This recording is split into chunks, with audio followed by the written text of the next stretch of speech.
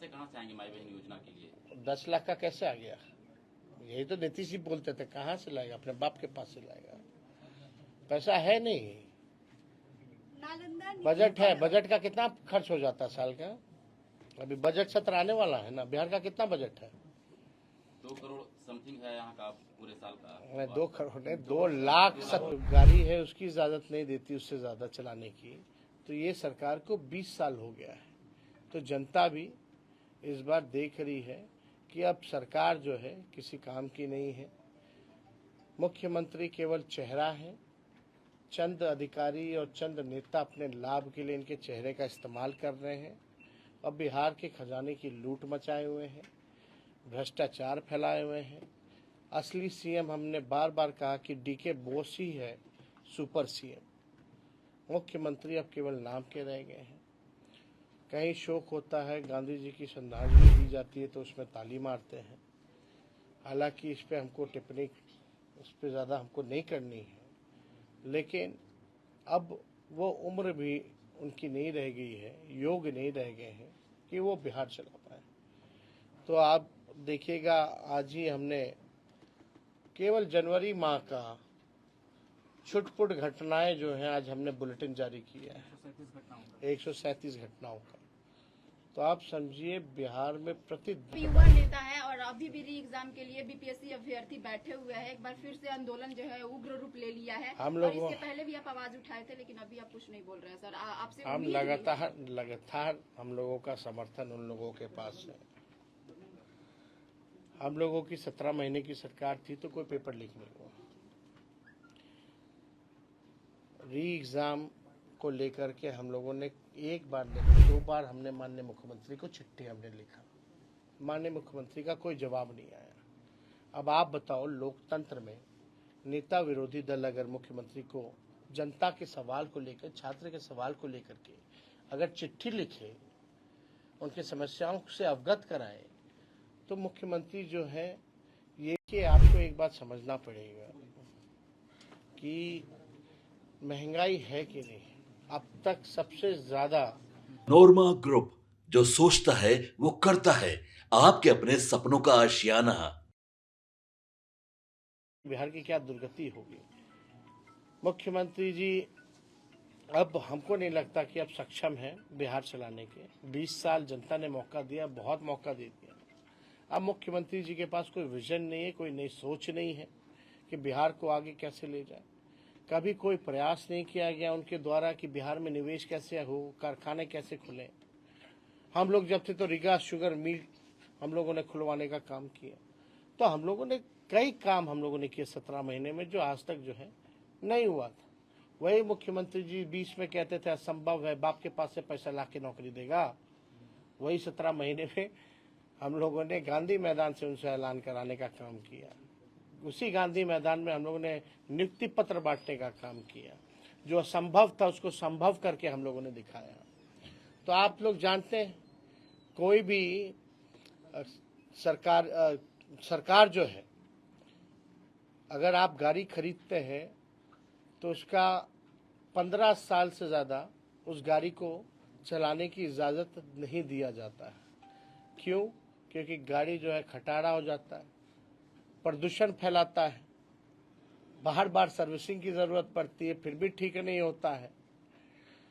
तो जब सरकार 15 साल जो गाड़ी है उसकी इजाज़त नहीं देती उससे ज़्यादा चलाने की, तो ये सरकार को 20 साल हो गया है। तो जनता भी इस बार देख रही है कि अब सरकार जो है किसी काम की नहीं है। मुख्यमंत्री केवल चेहरा है। चंद अधिकारी और चंद नेता अपने लाभ के लिए इनके चेहरे का इस्तेमाल कर रहे हैं। अब बिहार के खजाने की लूट मचाए हुए हैं, भ्रष्टाचार फैलाए हुए हैं। असली सीएम हमने बार बार कहा कि डीके बोस ही है सुपर सीएम। मुख्यमंत्री अब केवल नाम के रह गए हैं। कहीं शोक होता है, गांधी जी की श्रद्धांजलि दी जाती है तो उसमें ताली मारते हैं। हालांकि इस पे हमको टिप्पणी इस पे ज़्यादा हमको नहीं करनी है, लेकिन अब वो उम्र भी उनकी नहीं रह गई है, योग नहीं रह गए हैं कि वो बिहार चला पाए। तो आप देखिएगा, आज ही हमने केवल जनवरी माह का छुटपुट घटनाएं जो हैं आज हमने बुलेटिन जारी किया है 137 घटनाओं का। तो आप समझिए बिहार में प्रतिदिन जो है अपराध बढ़ रहा, लूटपाट, अपहरण, हत्या, बैंक की रॉबरी, आपका गैंग रेप जैसी घटनाएं, या जनप्रतिनिधि किसी को मीडिया वाले को पीट रहे हैं या सासाराम के दलित जनप्रतिनिधि उनको पीटा जा रहा है। इस तरह की घटनाएं लगातार जो है हम लोगों के सामने आई हैं और पूरी तरीके से ये सरकार विफल है। कल पटना में ही आप लोगों ने देखा होगा कि किस हिसाब से गोलियां चल रही हैं। जब गोलियां चल रही हैं तो कहां से अमन, चैन, शांति है? तो ये पूरी तरीके से अपराधियों का बोलबाला है। सरकार कोई कार्रवाई नहीं करती है, बल्कि अपराधियों को जेल से छुड़वाने का काम करती है। उनके लिए नियम कायदा बदल दिया जाता है और अपराधी जो है सीएम हाउस बैठ करके मिलते हैं और सीएम हाउस से ही जो है कंट्रोल किया जाता है। तो हम सब लोग यहाँ आज आए हैं इस कार्यक्रम को करने। तो और कोई अगर आप लोगों का सवाल होगा तो सर, पूछो। तेजस्वी ममता जी, बनर्जी जी ने एक- कहा है कि बंगाल विधानसभा उन्होंने कहा है कि महाकुंभ अब मृत्यु कुंभ में अब बदल गया। अब इस पे बात तेजस्वी के जी, बिहार आप पे युवा बात नेता हैं और अभी भी री एग्जाम के लिए बीपीएससी अभ्यर्थी बैठे हुए हैं। एक बार फिर से आंदोलन जो है उग्र रूप ले लिया है। हम और लोगों- इसके पहले भी आप आवाज उठाए थे, लेकिन अभी आप कुछ नहीं बोल रहे हैं सर। आपसे हम उम्मीद भी है। लगातार हम लोगों का समर्थन उन लोगों के पास है। हम लोगों की 17 महीने की सरकार थी तो कोई पेपर लीक नहीं हुआ। री एग्जाम को लेकर के हम लोगों ने एक बार नहीं 2 बार हमने माननीय मुख्यमंत्री को चिट्ठी हमने लिखा। माननीय मुख्यमंत्री का कोई जवाब नहीं आया। अब आप बताओ, लोकतंत्र में नेता विरोधी दल अगर मुख्यमंत्री को जनता के सवाल को लेकर, छात्र के सवाल को लेकर के अगर चिट्ठी लिखे, उनकी समस्याओं से अवगत कराए, तो मुख्यमंत्री जो है ये भी नहीं समझते हैं कि नेता विरोधी दल को जो है उसका जवाब दिया जाए। तो ये देखिए, इसका एकमात्र सोल्यूशन है, पॉलिटिकल सोल्यूशन है। जब तक पॉलिटिकल ऐसी सरकार, बताओ मैट्रिक का परीक्षा से लेकर के बीपीएससी के परीक्षा तक सारे परीक्षा पेपर लीक होता है कि नहीं होता है इनके सरकार में? बिल्कुल होता है। और क्या गारंटी है इनके रहते हुए फिर अगला बीपीएससी का फिर परीक्षा आएगा तो पेपर लीक होगा कि नहीं होगा? किन पे इन्होंने, मुख्यमंत्री जी ने कार्रवाई की अब तक? कोई पेपर लीक का बताओ, किन पे कार्रवाई की इन लोगों ने? कोई अधिकारी, कोई मंत्री, किसी पे?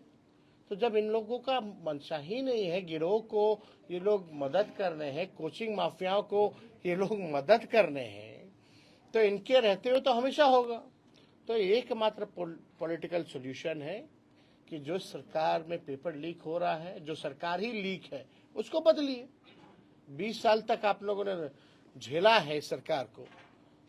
इसी तरीके से नियोजित शिक्षक वाले लोग बेचारे डंडा खाते थे, लाठी खाते थे। हमने वादा किया था आएंगे तो सरकारी कर्मी का दर्जा देंगे, हम लोगों ने दिया। तो हम लोगों ने जो कहा है वो किया। तेजस्वी की उम्र कच्ची हो सकती है लेकिन जुबान कच्ची नहीं है। फिर से री तो एग्जाम की हम आवाज उठाएंगे सर। एकदम होना चाहिए भाई। आप कोई जाके हाथापाई थोड़ी करना है किसी को। हम लोग साथ में हैं और आवाज तो लगातार हम लोग उठा ही नहीं। लेकिन आप बताओ, सरकार का नजर कहाँ है? एक बार भी बिहार के मुखिया, मुख्यमंत्री ने महसूस किया कि किसी छात्र को बुला करके वो बात करें? ऐसा कहा जा रहा है कितने दिन हो गए माई हैं? बहन योजना से सर पैसे कहाँ से आएंगे? पैसे कहाँ से आएंगे माई बहन योजना के लिए? 10 लाख का कैसे आ गया? यही तो नीतीश जी बोलते थे, कहाँ से लाएगा? अपने बाप के पास से लाएगा।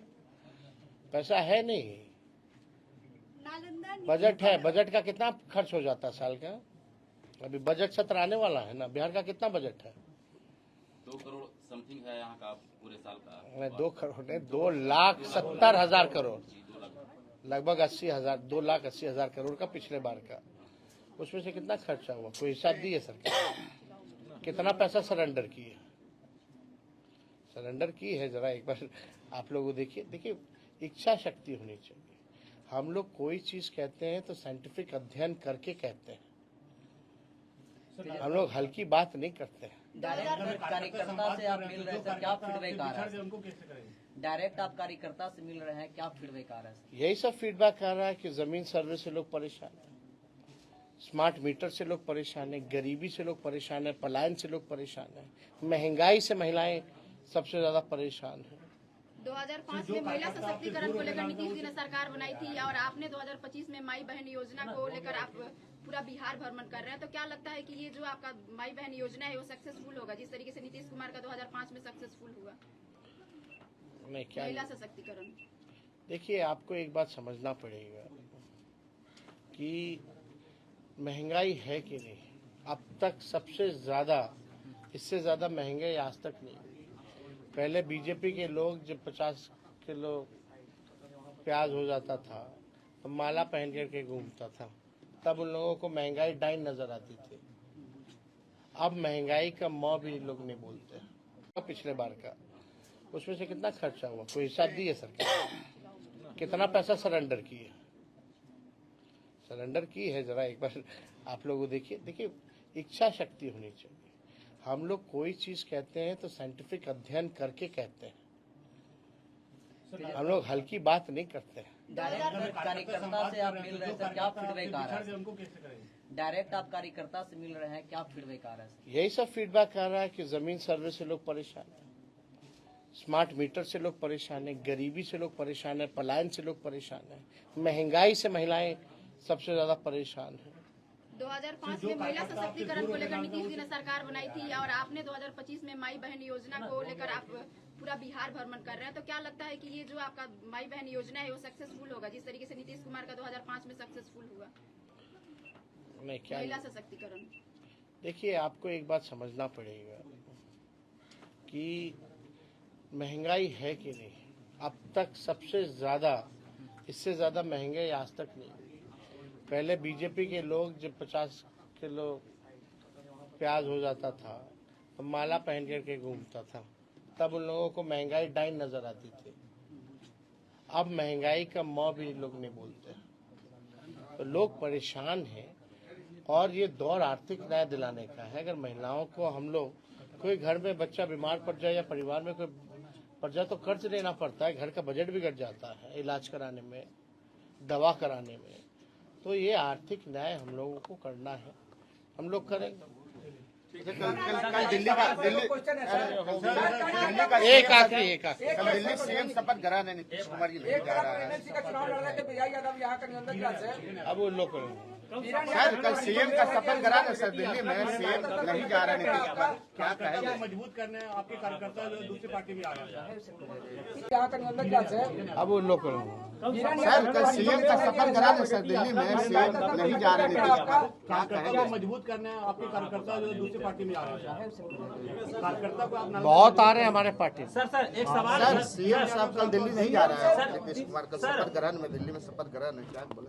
अब हम इसका क्या बोल रहे हैं, अब जाए ना जाए उनकी सर, मर्जी। नीरज कुमार प्रवक्ता सर लगातार चुनावी हलफनामे को लेकर सर हमलावर है सर, क्या नीरज कुमार जो प्रवक्ता है जेडीयू के, लगातार चुनावी हलफनामे का सम्राट चौधरी के ना जी नहीं आपके बारे में बताया। सम्राट चौधरी जी का पहले बोले थे, तिथि घोटाला बता रहे हैं। अरे सम्राट चौधरी जी के बारे में, हलफनामा के बारे में उन्होंने बोला था।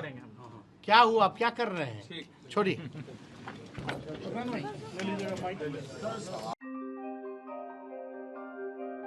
आपके सपनों को हमने सजाया है, ई होम्स पैनोरामा को हमने बनाया है। ई होम्स मेरा एक सपना था जिसपे मैं पिछले 4 साल से काम कर रहा था।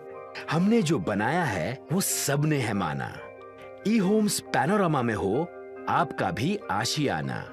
और फाइनली हमने 2021 में इस प्रोजेक्ट को लॉन्च किया। बहुत लोग अप्रिशिएट कर रहे हैं कि पूर्णिया जैसे शहर में, बिहार के, एक तो बिहार की बात करें उसमें भी पूर्णिया जैसे छोटे जगह में इस तरह का लाइफस्टाइल देना, ये सुन के हम लोगों को बहुत अच्छा लगता है।